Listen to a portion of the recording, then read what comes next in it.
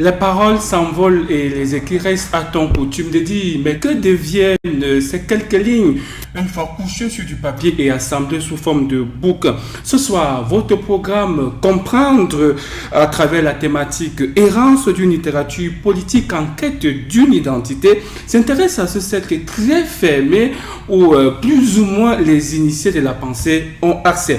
Mesdames et messieurs, bonsoir et bienvenue sur 7 News. Comme invité important à ce banquet intellectuel, nous avons Claude Akono qui est d'ailleurs artiste universitaire, enseignant à l'université de Yaoundé 1, notamment à la faculté, notamment au département de littérature et des civilisations africaines. Monsieur Akono, bonsoir. Merci. Bien des choses à toutes les téléspectatrices de 7 News. Nous sommes ensemble pour parler essentiel.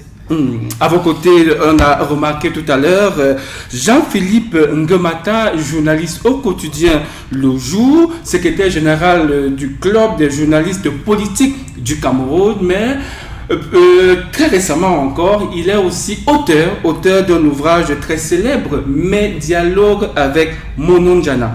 Jean-Philippe, bonsoir. Oui, bonsoir Thierry. Heureux d'être là ce soir et je crois que nous allons essayer de dévoiler à notre sens le contenu de cette littérature politique. En parlant de littérature politique, Jean-Philippe Ngemata, puisque vous avez la parole et que vous êtes au contact des hommes politiques, je l'ai dit tantôt, en tant que secrétaire général du club des journalistes politiques du Cameroun. Alors, quelle est l'opportunité de la production littéraire politique au Cameroun? Quelle est son opportunité en termes de densité? Est-ce qu'elle existe, cette littérature-là? Ou alors, à quelle périodicité peut-on, ou alors l'observe-t-on très souvent? Je crois qu'il faut rapidement dire que l'opportunité se justifie par l'actualité nationale. Il fait ainsi allusion à la prochaine élection présidentielle qui était déjà dans le pipe. Donc depuis quelques années, 5 à 6 ans exactement, un ensemble d'auteurs, un ensemble de personnages de haut commis de l'État ont choisi de faire coucher leur pensée, autant pour moi, dans des ouvrages. Donc je fais ainsi allusion à que ce soit Hubert Olangena Wono, Titus Edouard, que ce soit l'ancien Minat, M. Marafat Amidou Yaya, qui a excellé dans ce domaine-là, avec des lettres, des documents. Voilà. Et je crois que M. Titus Edouard est à sa deuxième parution livresque. Et la dernière actualité, c'est le président national. Le président Paul Biya. La présentation de l'ouvrage officiel s'est faite mercredi dernier. Grosse curiosité, l'auteur, encore moins l'éditeur, n'était présent à cette cérémonie. Claude Akono, je l'ai dit tantôt, vous qui enseignez au département de littérature et des civilisations africaines, en termes de qualité de la production littéraire politique, est-ce qu'on peut se dire qu'il y a de la matière? Il faudrait peut-être, par avant, poser certaines balises avant d'aller réfléchir profondément sur votre, ou alors autour de votre problématique. Allez-y. La littérature, elle est celle qui est factuelle, n'est-ce pas? Dans le sens premier, en son sens premier de l'Antiquité, c'est-à-dire qu'on pouvait donc voir à ce moment-là, en dehors des intentions esthétiques, rencontrer des domaines de chronique culturelle, de chronique politique, de chronique sportive étaient mis en branle. Pour le cas d'espèce, pour les puristes de la littérature et les littérateurs, il ne s'agit pas de littérature, n'est-ce pas? Bon, maintenant, nous avons affaire à un concept qui lie le mot littérature à politique. Là, nous avons donc affaire à une littérature spécifique. littérature factuelle, Oui, pas factuelle. d'imagination. Ouais. Pas d'imagination. Bon, à partir de ce moment, On va dire vous êtes- une littérature ponctuelle dans laquelle on retrouve très Oui. souvent des projets de société, des je candidats. voulais d'abord qu'on professionnels. s'entende sur Allez-y, les allez-y. prémices, les concepts de base. C'était n'est-ce important. pas? En son sens moderne, on ne parlera pas de littérature, parce qu'en fait, on ne trouve pas d'intention, de prétention esthétique à partir d'un essai politique. Véritablement, nous serions hors sujet. Mais maintenant, puisqu'il nous est donné quand même d'aller rencontrer ce que nous avons appelé tous de commun accord ici littérature politique, on se entend qu'on a affaire à une littérature factuelle, n'est-ce pas, qui se préoccupe des faits de société et qui ont une connotation politique. Donc, à partir donc de ce moment-là, on dit, sont couchés en termes d'écrit, sous forme d'un ouvrage, beaucoup de pensées, n'est-ce pas, et d'intentions des hommes politiques. Ils sont de l'opposition, ils sont du parti au pouvoir. Actuellement, au Cameroun, nous rencontrons tous ces acteurs-là. Alors, votre problématique est simple. Alors, il faut se questionner pourquoi cette effervescence-là. En ce moment précis, À ce moment est-ce qu'il y a précis. de la qualité? Et il y a de la qualité. Mais M. Thierry Edégué, les hommes politiques ne visent pas la qualité. Ils visent la communication orientée. Ils visent la séduction d'éventuels lecteurs. Et pour la petite histoire, je peux vous dire qu'il n'y a pas de lecteurs. Donc on ne peut pas avoir la rétroaction. Si d'aventure il y a des lecteurs, il y avait des lecteurs, des lecteurs, c'est-à-dire des lecteurs professionnels, avisés. C'est-à-dire que ceux qui lisent pour critiquer, n'est-ce pas? Bon, c'est pas monsieur, madame, tout le monde qui va acheter le livre. Vous savez que le livre au Cameroun, en moyenne, ne coûte pas moins de 10 000 francs. Mais si vous êtes en pleine campagne, vous ne pouvez pas passer par le volet littéraire, par le livre, pour battre campagne. C'est Donc, entendu. donc c'est d'autres réalités. Je voulais qu'on pose d'abord sa balise. Ces balises étant posées, Oui, oui. c'est entendu en rappelant que le coût moyen d'un ouvrage politique, soit en plus on s'est accordé qu'elle semble exister, cette littérature-là, est de 20 000 francs. Le tout dernier d'ailleurs coûte 20 000 francs. Les ouvrages, que ce soit de Marafa Amédou Yaya, de Titus Edouard, ou encore de Hubert Olangela Awono, la plupart coûtent 20 000 francs. Alors, Jean-Philippe Nguemata, Claude Akono semble dire que les hommes politiques ne s'intéressent pas à la qualité. Ils sont juste, ils sont habités par un instinct de séduction, par un instinct qui semble vouloir appâter le public le temps d'une période, fut-elle préélectorale, électorale ou alors post-électorale. Je ne sais pas s'il faut l'accorder totalement. J'ai eu l'occasion de lire la plupart de ces textes, étant travaillant en politique. Il y a toujours un engouement, il faut le dire, à lire ce texte. On se rappelle encore de tous les fourris que créaient d'ailleurs les sorties épistolaires de Marafa Amédou Yaya. Voilà. Et quand on lit, par exemple, le dernier texte les textes de Titus Edouard, il écrit de manière imagée, de manière imagée. Il y a une batterie de procédés linguistiques que le professeur semble minimiser. Je suis d'avis que l'opportunité peut paraître suspecte, mais il faut reconnaître, ces textes sont tout de même bien écrits. Il y a des textes bien écrits parmi ceux-là. Ce sont des hauts commis de l'État, que ce soit l'ancien SGPR. Non, vous voulez parler de Mbara. Non, ce sont des hauts commis d'État, de l'État, Titus Edouard. Il faut lire ce texte. Ils écrivent le style. Il faut une sorte d'élévation, d'assaise par moment pour saisir le message. Est-ce que ce sont eux les vrais auteurs ou alors ils n'utilisent pas des nègres pour pouvoir faire boulot à leur place? Vous avez l'impression que ce sont eux, vous qui l'écoutez au quotidien en tant que journaliste, en tant qu'écrivain aussi? Oui, je crois qu'il serait difficile de répondre à cette question, sauf à vouloir... Je ne vous demande pas de lire dans la boule de cristal. De lire dans la boule de cristal, justement. Il y en a qui ont pris du temps pour effectivement écrire. Bon, le reste, on ne sait pas toujours comment ils parviennent à trouver du temps dans leurs sorties épistolaires et autres. Mais toujours est-il qu'on leur attribue cette importante littérature.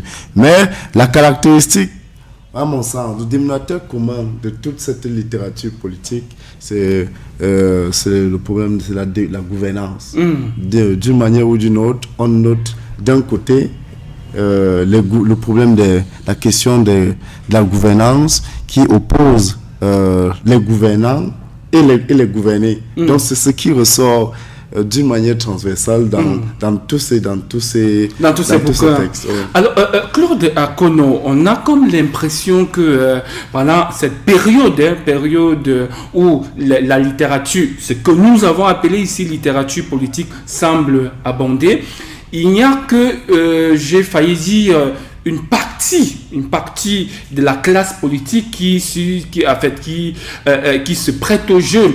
Pour parler du cas d'espèce, il n'y a que le RDPC sur les 8 partis en compétition pour l'élection présidentielle du 7 octobre prochain. Il n'y a que le RDPC officiellement qui nous a présenté, j'ai failli dire, 2 bouquins. Il y a eu un premier bouquin en 87, il y a un deuxième, le même bouquin a été réédité et qu'on a présenté mercredi dernier. Les autres, on a l'impression que pour eux, ils ne semblent pas, ma foi, explorer ce champ-là qui me semble important et regorger des ressources assez incroyables.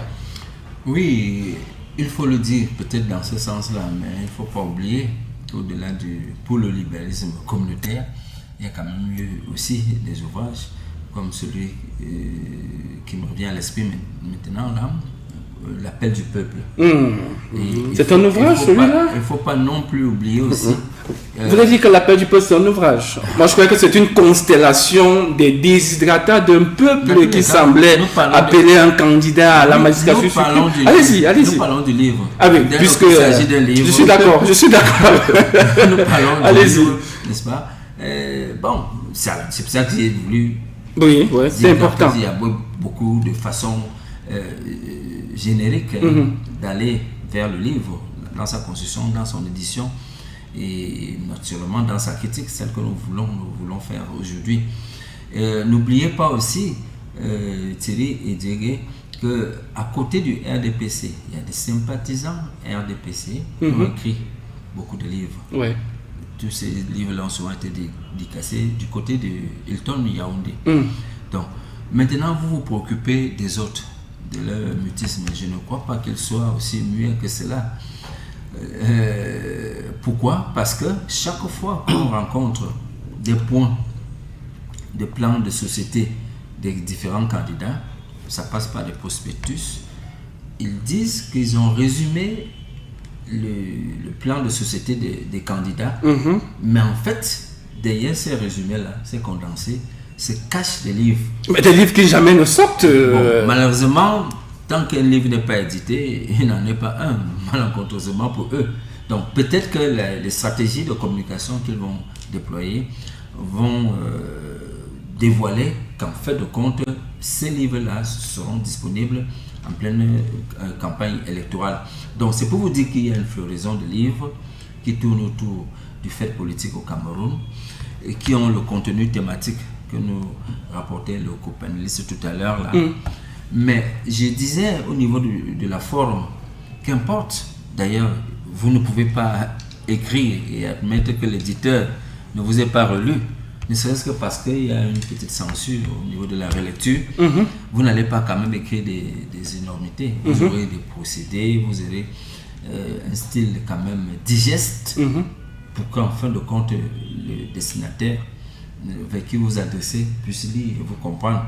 Donc pour cela, mon cher copanéliste, il n'y a pas de problème. Je n'ai pas critiqué la forme en tant que telle. Donc je disais que l'objectif principal, à mon humble avis, était beaucoup plus de paraître, plus à la vérité. Si on voulait même proposer ce livre-là aux Camerounais, le pouvoir d'achat est faible. Si c'est pas le moyen, si c'est le moyen de communication par lequel les uns et les autres vont passer, je me dis que l'affaire s'arrête souvent À la cérémonie de dédicace. À la cérémonie de dédicace, et après, il n'y a plus rien à faire. Rien. Sinon, c'est de la distribution, puisque en fait, ne dites pas aux Camerounais. Bon, encore que c'est les élites qui s'invitent les unes par les autres, n'est-ce pas, et se retrouvent à un endroit luxueux, celui du Hilton par exemple, et qui achètent ce jour-là pour montrer aux grands camarades que nous avons acheté.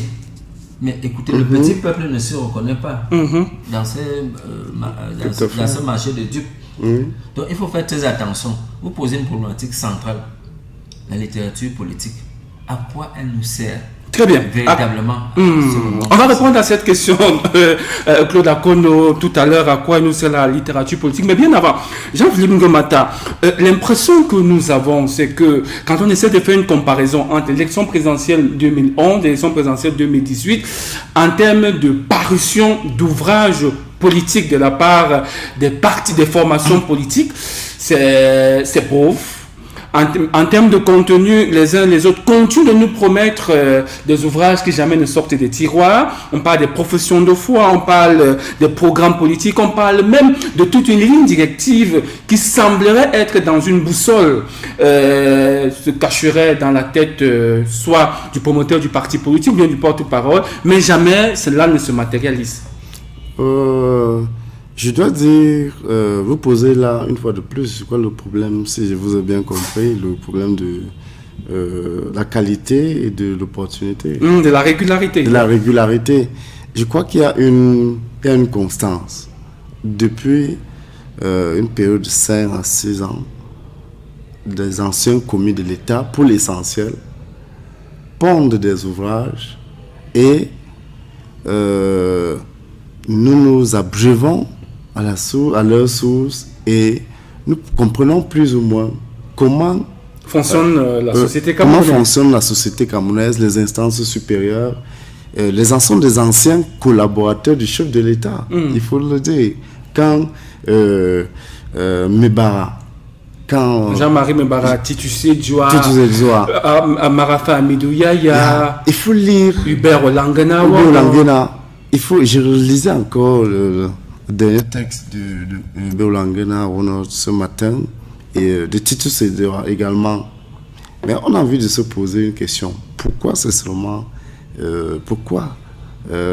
qu'est-ce qui justifie l'opportunité de ces ouvrages maintenant qu'ils sont en prison et en ce moment précis? Est-ce que c'est pas une sorte de traîtrise en quelque sorte, de livrer en quelque sorte dans la pâture certains secrets professionnels? Mais le public est heureux, il faut le dire. Le public et la classe politique et l'opposition, il faut le dire. Cela sert, ces informations servent à l'opinion. Il permet de comprendre comment la psychologie du chef de l'État, de comprendre les silences présidentiels. Vous voulez faire allusion à une thèse qui a été soutenue. Le silence du président. Allez-y. On ne va pas citer cette thèse. On salue d'ailleurs au passage le docteur François-Marc Mouzon. On ne va pas citer cette thèse ici pour d'autres raisons. Mais les silences présidentiels, quand Titus Edouard décide aujourd'hui de dire, il dit carrément dans son dernier texte, il se demande le problème de savoir si tous ceux hauts commis de l'État ont choisi de servir un peuple ou un homme. C'est ça la question fondamentale. Et Titus Edouard dit clairement qu'il assume son passé de haut commis de l'État, mais il avoue que l'entreprise n'était pas facile, mais qu'il s'est battu à sa manière pour servir le peuple. On peut s'interroger, mais quel peuple? En tout cas, lui, il s'est battu depuis pratiquement 31 ans pour servir la cause du président Paul Biya, j'ai failli dire de l'auteur Paul Biya. Voilà pourquoi la patrie lui est reconnaissante. Son nom, Pierre-Marcel Lefebvre, Suisse de nationalité et par ailleurs président directeur général des éditions Lefebvre. Il a été honoré, décoré d'ailleurs commandant national de l'ordre de la valeur. C'était en présence de Roland Dangon qui est revenu avec ceci.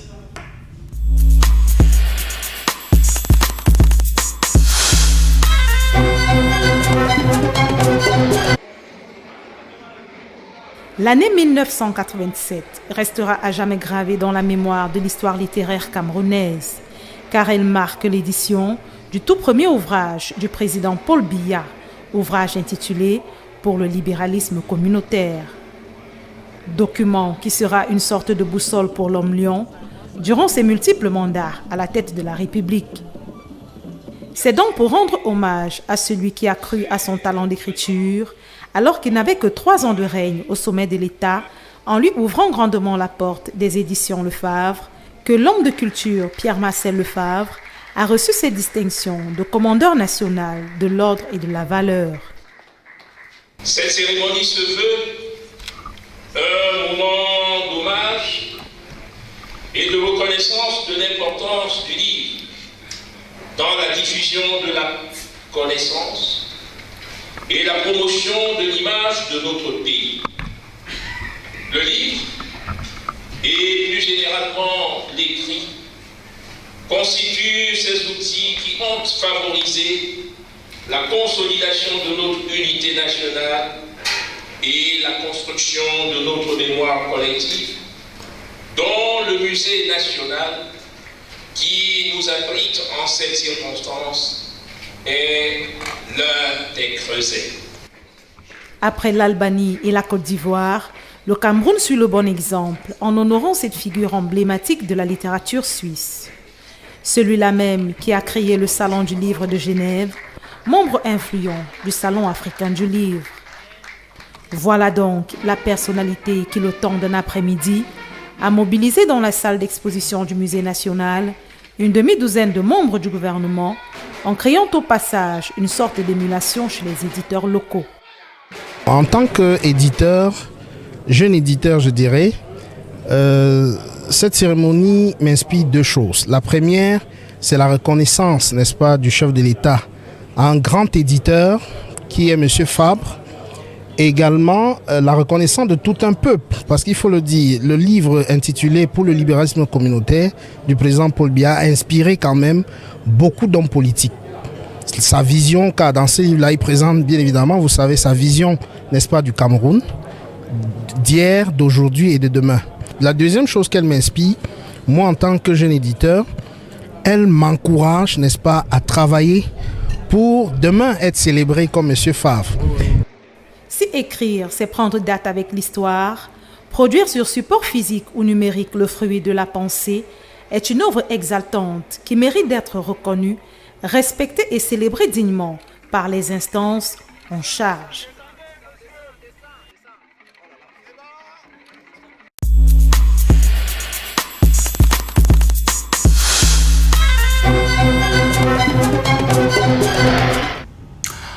Merci à Roland Dangon pour ce reportage. Alors, Claude Akono, nous sommes d'accord quand même qu'il y a une littérature abondante, on peut être plus ou moins d'accord sur la qualité. Mais maintenant, quelle est la valeur ajoutée de ces ouvrages-là sur la vie politique camerounaise? C'est pas à l'instant, n'est-ce pas, que le peuple camerounais, n'est-ce pas, profite de cette abondante littérature. Il faut se le dire. Vous savez, le temps matériel pour lire, parcourir tout un ouvrage, c'est pas évident.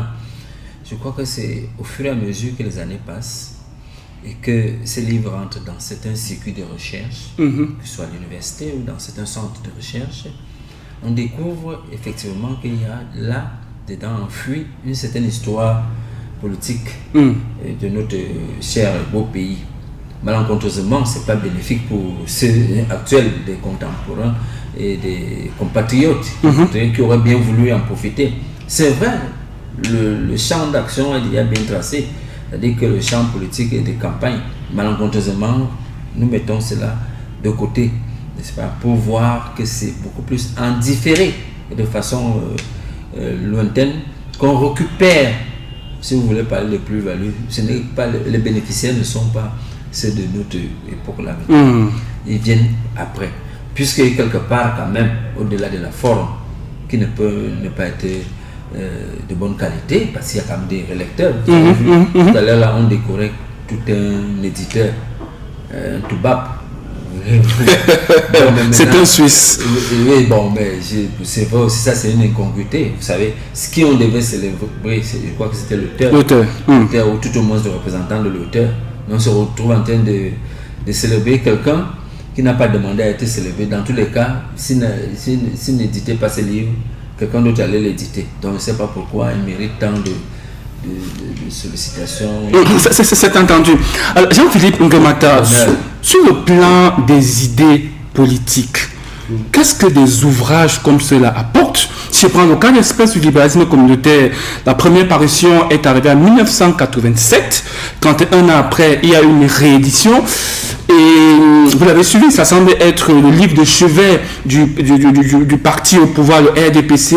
Mais on a comme l'impression que sur le terrain, rien ne se matérialise. Pour prendre le cas de la culture que je semble maîtriser le plus, c'est un peu vasif, il n'y a pas de... Bref, on a l'impression que ce livre a juste été écrit pour justifier un certain électorat qui attendait un candidat pour les échéances qui arrivaient. Je dois dire, j'ai essayé d'échanger avec plusieurs membres du RDPC, mais évidemment à huis clos. Il faut dire que cette édition survient après la première, qui avait déjà été beaucoup critiquée.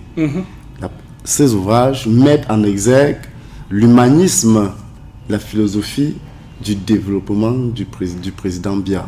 Donc depuis 1982, M. Biya a voulu axer toute Donc, avec cette réédition, on a l'impression que ça a de l'impact, les ouvrages. Et il faut dire qu'il y a une différence. Je ne suis pas... il n'a pas parcouru l'entièreté ou tout le texte. C'est un prétexte que nous avons pris. On aurait pu prendre un autre ouvrage. Il y a une différence. Cet ouvrage cette édition vient modifier certaines limites de la première édition. La première édition a été beaucoup critiquée et il s'est agi pour l'auteur de tenir compte d'un ensemble en termes d'idées, Jean-Philippe Ngamata, en termes d'idées politiques, ce type d'ouvrage, qu'est-ce qu'ils apportent concrètement? Quelle est la plus-value?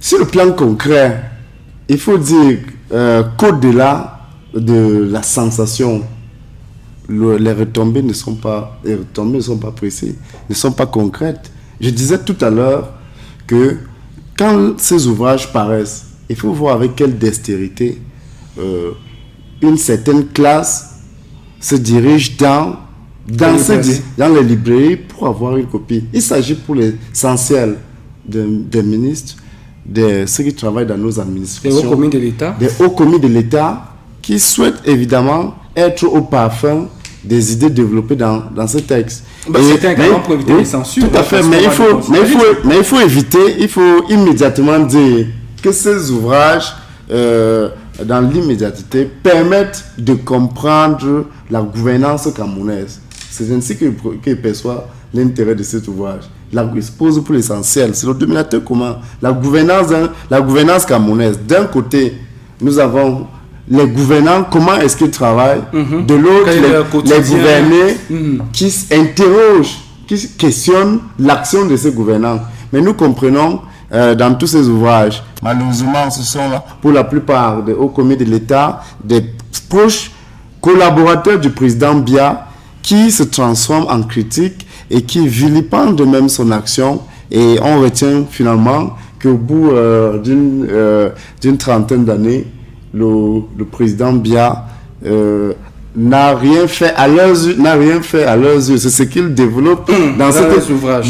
C'est ce qu'ils développent dans leurs ouvrages. Donc, vous comprenez comment les nominations se font au Cameroun, comment le président de la République fait des confidences, comment il gère le pouvoir, il fait semblant de laisser les pouvoirs au SGPR. À un moment donné, il peut croire qu'il est bien un Dieu, alors qu'il reste très prudent et surveille tout. Donc, le public est est toujours intéressé. C'est entendu. Alors, tout ce qui se passe là. C'est entendu. Claude Akono, si le public, lui, il est très attentif, si le public, lui, se délecte d'ailleurs et inscrit ses ouvrages, très souvent dans le cadre des faits divers, on en parle dans les taxis, dans les buvettes, parfois en mangeant à midi. Est-ce que concrètement, vous observez une certaine évolution, un certain impact de ces ouvrages sur les acteurs politiques de premier rang? Je peux peut-être citer quelques-uns ici, le président de la République, quelques membres de l'opposition en place, ou alors de la nouvelle classe politique qui semble avoir pignon sur rue au Cameroun. Monsieur Thierry Edjegé, il se passe que ce n'est pas à travers ou au travers d'un ouvrage qu'on va diriger le pays. Ça, mais quand même dans l'ouvrage, on donne quand même un certain nombre de directives, des orientations, on fait des promesses même. Vous vous rappelez des multiples feuilles de route qui ont eu droit de citer dans notre cité triangulaire. Et ça, c'était concret, du précis, qui orientait la politique du Cameroun à aller dans un certain sens précis, procédant du créateur à l'adresse des créatures. Mais je crois que là, c'est des actes palpables, beaucoup plus concrets. Si vous demandez à un lecteur, il faudrait encore qu'il soit un lecteur professionnel, un lecteur avisé, n'est-ce pas, d'interpréter ce que le chef veut dire, alors qu'une circulaire, n'est-ce pas, pouvait résoudre le problème. Je vous assure que allons voyager du côté de l'épique pour rencontrer le genre romanesque, du côté lyrique pour rencontrer le genre poétique, ou alors le côté dramatique pour rencontrer les pièces de théâtre. Ouais. Là, on va dire que le mot littérature retrouve ces mots de... Mais nous sommes d'accord là-dessus, on s'est accordé sur le fait qu'on la qualifie de littérature. Allez-y. C'est donc pour dire qu'il faut donc arrêter le champ de distraction sur lequel nous sommes en train de jouer aujourd'hui, n'est-ce pas? Disant que nous sommes en train d'écrire, rééditer des livres, alors qu'en la vérité, ces livres ne s'adressent à personne. Finalement, c'est le constat qu'il faut faire. Ces livres s'adressent à personne. Pas à l'instant dans tous les cas. Pour moi, je suis convaincu que vous avez entendu le journaliste tout à l'heure là, rapporter les faits. Il faut des notes de lecture. Donc, il faut une autre catégorie d'acteurs. C'est-à-dire des critiques raffinées, plus ou moins raffinées dans tous les cas, ceux qui ont lu. Ce sont ces hermeneutes, n'est-ce pas, ces critiques-là, qui aident le lectorat qui n'a pas accédé à l'ouvrage à comprendre quelque chose. Et là, quand, par exemple, sur un journal, une presse spécialisée, dites-le comme ça. Mais pas toujours de presse spécialisée. Parlons par exemple du jour, à sa une là, et on retrouve un titre qui a trait, par exemple, à un mot ou une formule de Jean-Marie Mbara. Vous voyez, le lecteur second vient lire après la lecture professionnelle du journaliste, n'est-ce pas? Donc, il interprète l'interprétation du journaliste. Donc, c'est pour vous dire qu'à la vérité, à l'instant, tout ce théâtre-là ne rend pas service au peuple camerounais. Il faut le dire de façon claire. Allez-y. Le pouvoir il rend service à qui alors? À l'auteur, à l'éditeur, ou alors au parti en place ou alors c'est un business à qui il profite finalement le crime, s'il faut parler comme les autres? Toute cette situation de fait ponctuelle, n'est-ce pas? Naturellement, c'est de l'argent, n'est-ce pas? Celui qui a écrit, parfois il y a des œuvres de commande, je veux dire que c'est pas toujours, vous voyez, voilà un éditeur qu'on vient de décorer au Cameroun, alors qu'il y a plein d'éditeurs camerounais qu'on aurait pu décorer parce que ils avaient édité ces livres-là. On est toujours dans l'ailleurs. Bon, nous, la périphérie, on n'a pas droit au chapitre. Donc, je vous dis qu'on ne profite de rien et en rien sur toute cette activité telle que vous l'avez vu à travers les images-là. Financièrement, le pouvoir d'achat des lecteurs, des électeurs même aussi, parce qu'en fait, les lecteurs sont des électeurs potentiels et faibles. Au niveau des idées qui auraient dû passer, on ne peut pas refuser de comprendre que la CRTV à longueur de journée, au journal de 13h, de 20h, je ne sais pas quoi, n'est-ce pas, fait l'enchantement d'un candidat. En rappelant à l'attention de Claude Akone et des autres que nous ne sommes pas ici en train de faire un procès au libéralisme communautaire. On parle de science, allez-y. Nous sommes des scientifiques. On parle de science. Nous nous retrouvons donc à un moment donné où monsieur, madame, tout le monde ne va pas, pour accéder à une certaine information de propagande, lire auparavant un livre, n'est-ce pas, pour savoir que c'est Paul Biya qui sera président. Ça, en fait, c'est de ça dont on vous a suivi. Ça, c'est un autre débat. C'est-à-dire que tout ce qu'on fait entourer autour des cérémonies dédicaces, tout ce théâtre-là, vraiment, à la vérité, on perd de l'énergie, du temps. Qu'on aurait pu investir. Il y a un rôle. Ailleurs. Ce rôle-là, vraiment, à longueur de journée. Les journalistes, même de la presse privée, comme de la presse institutionnelle, jouent ce rôle. Parce que les Camerounais ne lisent même pas. C'est entendu. Donc, je ne sais pas pourquoi. Mais maintenant, ces livres vont aider à la postérité. Dans le cadre de la recherche, justement, ça vous retrouvera du côté de l'université. C'est entendu. C'est entendu. C'est la science, c'est pas de la politique. Naturellement, il n'y a pas de souci. Jean-Philippe Nguematsa a écouté Claude Akone, qui est votre voisin. Il dit que les livres, en principe, ne profitent à personne. Des livres de notre contexte. Les livres de notre contexte. La littérature politique. Je vous ai suivi. Les livres que nous avons balisés dans le cadre de la littérature politique ne semblent profiter à personne.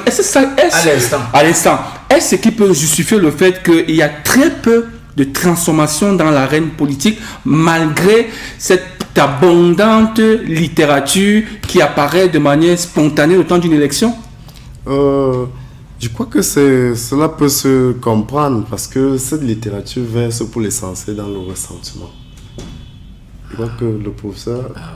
Dans cette littérature, nous sommes dans les fusions, l'émotion, l'émotivité. Dans la louange, dans la célébration. Ce sont des discours épidétiques, des discours apologétiques pour émerveiller, pour on vous a suivi, Jean-Philippe. Non, sans aucune emprise réelle sur le devenir des Camerounais. On ne voit pas ce qui change. On sait ce que les lettres de M. Marafa ont provoqué dès le départ. Même sur le plan politique, est-ce que cela conduit à des transformations positives? Sur le plan sanitaire, qu'est-ce qui a changé? Sur le plan culturel même, les artistes sont dans la rue. Les artistes sont dans la rue. Donc, quel contrat avec le peuple? Quel renouveau? Donc il y a autant de questions qu'on peut se poser au-delà de la sensation. Mais toute cette littérature verse pour l'essentiel dans le ressentiment. Il s'agit en quelque sorte de livrer à la vindicte l'ancien collaborateur, l'ancien patron avec qui on ne s'entend plus. Et peut-être parce que dans un système de prébande, on n'a plus accès à certaines facilités. Mais sur le plan concret, cela n'apporte rien sur la vie des Camerounais. C'est d'ailleurs l'avis que partage également Thierry Eba, lui qui a scruté un temps soit peu pour nous le libéralisme communautaire, la première version et la deuxième version. Il est arrivé à la conclusion selon laquelle, pour le libéralisme communautaire, l'ouvrage de Paul Biya n'a rien apporté, rien de concret et de palpable n'est visible. On va regarder ceci.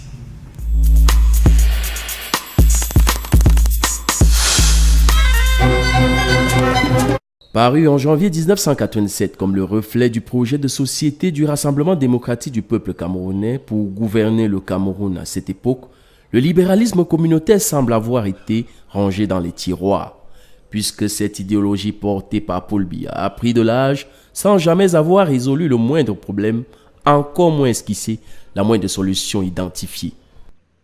Cet ouvrage plaide pour une humanité plus solidaire, annonce une société politique nouvelle, milite pour une économie au service de l'homme, défend une idée maîtresse, la justice sociale, énonce la nécessité de développer l'humanité en l'homme et invite à la construction d'une nation forte sur la base d'un vivre ensemble harmonieux et d'un multiculturalisme incandescent à travers lequel la culture nationale se nourrit des cultures ethniques.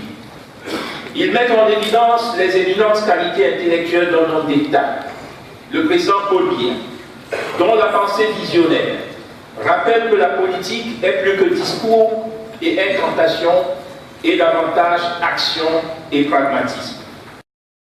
Le contraste est d'autant plus remarquable que dans son ouvrage, le président de la République avait détaillé son projet de société dont on ne pouvait alors difficilement contester la pertinence des idées et même des ambitions. Rendu plus de 30 ans après, l'on est frappé de constater que peu de faits parlent en faveur du dit projet, en dépit de la persistance des turiférés du régime de demeurer myope. Aujourd'hui, l'évaluation qui a été faite à l'aune justement de la vision sociopolitique du chef de l'État à travers le best-seller, ce roman qui est ce livre, cet ouvrage qui est un ouvrage historique et futuriste, montre donc la voie de ce que beaucoup a été fait à l'aune de ce que le président Paul Biya prévoyait déjà. Il a été visionnaire dans beaucoup de secteurs. Quand il professionnalise l'armée, vous avez vu comment l'armée camerounaise aujourd'hui, les forces de défense et de sécurité de notre pays, pugnaces, conquérantes, je voudrais dire hyper professionnelles, ont permis à notre pays de traverser presque les pieds secs tous ces orages, toutes ces tempêtes que nous avons connues ces dernières années, grâce justement à la vision de l'homme qui dirige notre pays. Les fossés sont restés considérables, notamment sur le terrain de l'économie, de l'agriculture ainsi que de la croissance. La société camerounaise semble être restée figée pendant plus de 30 ans, au stade où l'homme du 6 novembre 1982 avait posé son diagnostic.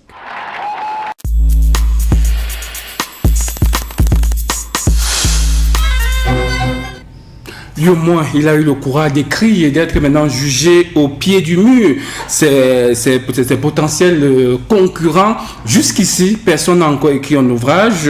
Jusqu'ici, nous n'avons pas encore reçu ou alors être invité à une dédicace d'un ouvrage d'un autre homme politique qui ambitionne diriger le Cameroun. J'ai failli dire Jean-Patient, non, Jean-Philippe Nguemata. Alors, pour Bon, vous... Thierry dit toujours Nguemata, Nguemeta. Alors, pour vous, comment est-ce que nous pouvons envisager une certaine perspective à l'aune de ces ouvrages qui sortent, même comme pour l'instant, il n'y a qu'un seul camp qui nous produit des ouvrages et qui semble être utilisé en sa défaveur dans le camp d'en face? Moi, je vois plutôt la situation autrement. Est-ce que doit-on produire des ouvrages pour le simple plaisir de produire? Je crois que l'enjeu majeur, c'est la réalisation d'un projet, des idées qu'on développe. Si d'autres opposants doivent produire, suivre, se lancer dans la danse, produire également des ouvrages est-ce que c'est pas parce qu'ils ont peur qu'ils soient jugés comme on est en train de juger le président Paul Biya et son régime aujourd'hui? Non, il faut déjà dire que c'est pas donné aussi d'écrire. Tout le monde ne peut pas écrire. L'écriture, c'est un art. Mais moi, je souhaite tout simplement allier l'écriture, l'acte à la parole. Est-ce que les opposants doivent-ils écrire pour le plaisir d'écrire, sous peine de ne pas entrer dans l'histoire? Donc, quelle est la véritable mesure à prendre afin de se rapprocher davantage de la base ou des populations? Cela me semble plus important, parce que si les opposants, que ce soit Kanto, Akere, Cabralibi, aussi Joshua, s'ils doivent prendre des ouvrages, ils ont des moyens pour écrire ces ouvrages ou pour faire écrire en leur nom.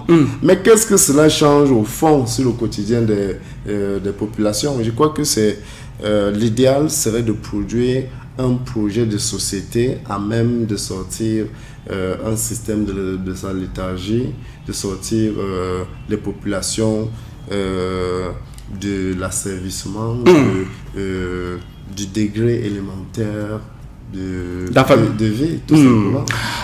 Le projet de société que vous proposez, nous continuons de l'attendre. D'ailleurs, il y en a un pour le libéralisme communautaire.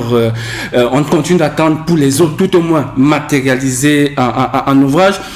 Claude Akono, que qu'est-ce qu'il y a lieu de faire pour changer la donne, au-delà de faire des ouvrages et se rassurer que ce qu'on dit à l'intérieur sera matérialisé? Mais je pense au moins qu'on gagnerait plus, tout au moins, quand on a une formation politique, quand on est un leader politique, à écrire. Parce que dans des pays comme la France, Dieu seul sait combien d'ouvrages sortent tous les jours, commis par des hommes politiques qui prennent position face à des situations données. Mais ici, chez nous, c'est carrément le contraire.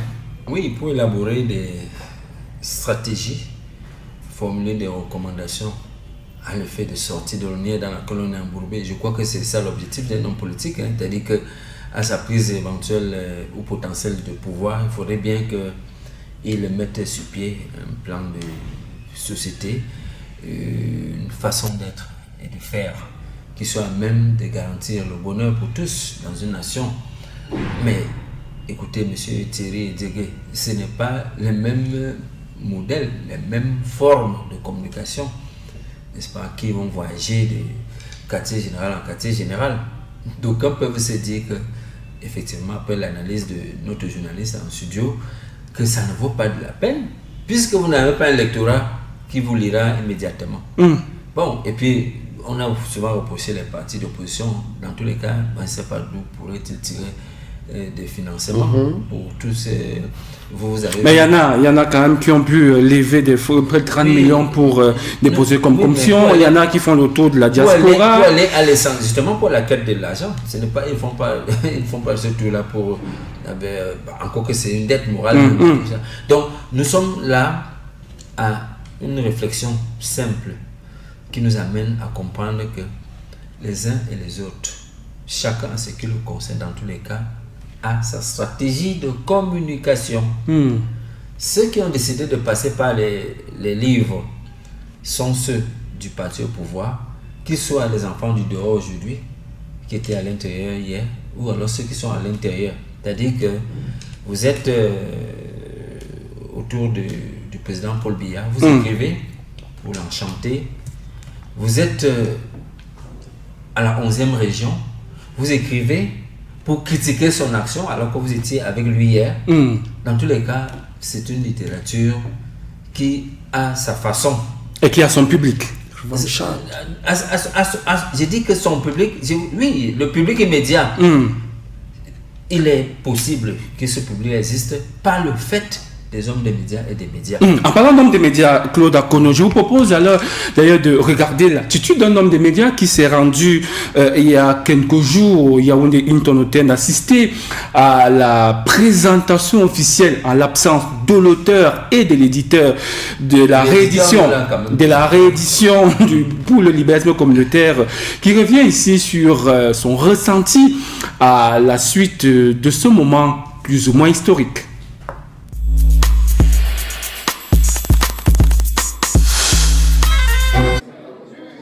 Je viens vérifier dans son ouvrage intitulé Pour le libéralisme communautaire si la pertinence de la culture se retrouve dans sa vision, pour que je vois quelles sont les pistes de réflexion qu'il nous propose et qu'est-ce qu'on peut en attendre concrètement. Et ces écrits-là nous renseignent sur la vision que l'on porte par rapport à l'économie, à la science, à la culture et tout. Et moi particulièrement, je le piste sur les aspects liés à la culture.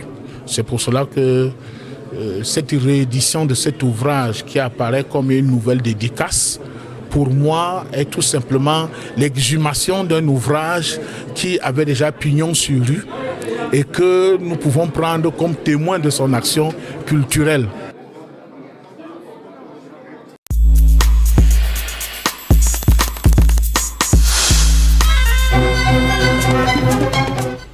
Claude Akono, un commentaire?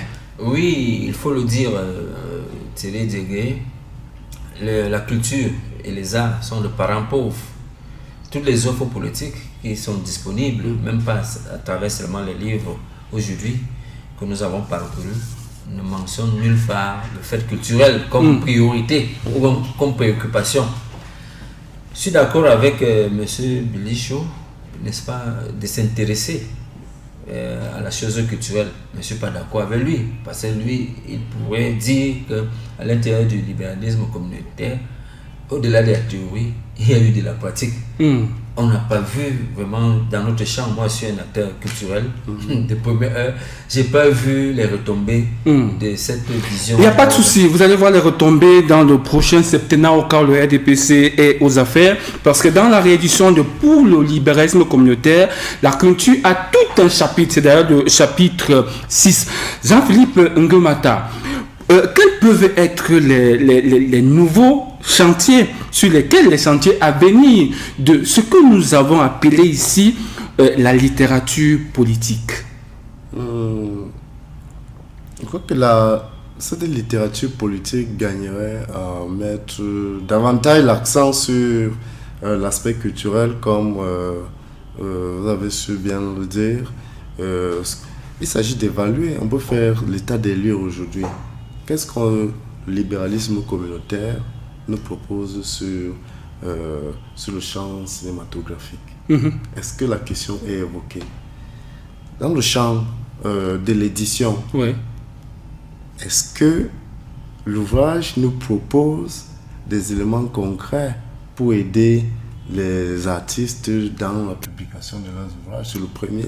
Et vous parlez là comme auteur, puisque vous êtes auteur, malheureusement vous êtes allé publier chez un éditeur européen, parce que l'Harmattan est européen, vous avez laissé les éditeurs locaux, Créa, du Popo, allez-y. Voilà, bien évidemment, parce que j'ai sollicité toutes ces maisons locales, mais le coût m'a semblé énorme. Nous avons sollicité continue au niveau des chantiers du ministère de la Culture, et en tant qu'auteur, je crois que il y a beaucoup de choses devraient être faites au niveau de l'édition. J'ai d'abord parlé du champ cinématographique. Quelle est la politique cinématographique que le renouveau nous propose? Qu'est-ce que les autres écrivains nous proposent également? Tous ceux qui ont versé dans cette littérature politique. Rien n'est dit sur le champ du champ culturel. Sur le plan cinématographique, nous avons par exemple pourtant des icônes. Regardez ce que nos chaînes de télévision nous proposent. On n'arrive pas à exploiter ou à intégrer. Donc vous conseillez à tous ceux qui veulent se lancer dans la littérature politique d'investir le champ culturel qui semble être abandonné. Absolument, d'apporter des solutions concrètes. J'ai parlé du champ cinématographique, j'ai parlé de l'édition, du domaine de l'édition. Je vous dirais également de vous intéresser à la peinture, aux arts plastiques, les arts plastiques, de la danse même. Et pourquoi pas de la littérature même dans laquelle qu'est-ce qu'on nous propose? On nous sert de la musique, pour l'essentiel de la musique occidentale. C'est entendu. Mais c'est dommage. Claude Akono, bientôt sera la fin de cette émission. Est-ce que aussi en tant que chantier à venir, on ne pourrait pas voir des pistes, voire même des solutions pour que ces ouvrages d'hommes politiques ne terminent pas leur course dans ce qu'on appelle les librairies de la rue, le poteau, ou alors être parfois oubliés, consommés par les souris, puisque c'est très souvent le cas?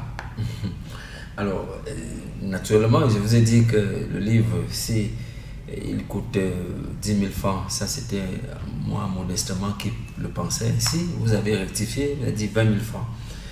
Il y a un problème.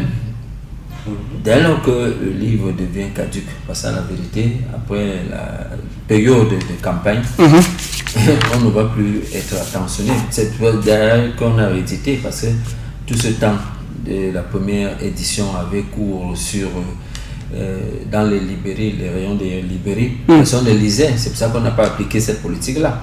On a été obligé de rééditer pour voir la mémoire de ceux qui avaient oublié. Je leur dis attention, il y a un livre. Moi, ce que je voudrais dire, c'est que il faut que dans ces ouvrages, puisque nous sommes en phase terminale de l'émission, qu'il y ait la possibilité de tirer substantiellement une idéologie, une théorie, des propositions qui puissent nous donner d'avoir et soit au Cameroun en plein développement. Une certaine identité. Au-delà de l'identité, une mentalité de développement. Voilà. C'est ça à quoi. Parce qu'en fait, quand on voyagera dans les champs politiques, économiques et ainsi de suite, le Chinois, quand il arrive là, il a cette vision de faire rapatrier l'argent à l'extérieur. Les Maliens même qui sont au Cameroun, c'est la même chose. Nous, au Cameroun, notre mentalité, c'est comment, entre guillemets, on va frapper le tweet. Et dès lors qu'on met même des commissions de contrôle, la commission, les Camerounais deviennent plus intelligents. Donc, c'est entendu. Cette mentalité de développement-là, qui n'a rien à voir avec les mentalités anachroniques et archaïques. C'est entendu. On devrait avoir à l'intérieur de ces livres que vous avez et que nous avons accepté qui s'appelle. C'est entendu. Et on gagnerait également aussi, pourquoi pas, à les mettre en étude dans nos universités pour que le livre ne finisse pas sa course au poteau, ou alors servi comme emballage chez la vendeuse de beignets du quartier, ou alors le petit boutiquier. Claude Akone, merci d'être venu. Jean-Philippe Ngemata, merci d'être venu, en rappelant que vous êtes journaliste au quotidien Le Jour. Vous êtes également auteur de l'ouvrage Mes dialogues avec Monon Njana. Mesdames et messieurs, merci de nous avoir regardés pour cette autre sortie de Comprendre. Tout à l'heure, à 19h, je vous conseille de rester présent, rester scotché sur 7 News, puisque la belle, la ravissante et la talentueuse Carole Tepa prend les rênes du 19h pour vous servir un journal pas comme les autres. À 20h, elle sera encore là avec toute la grosse équipe de l'édition que dirige Christian Essimi. Passez d'agréables moments en compagnie de nos programmes. Bonsoir.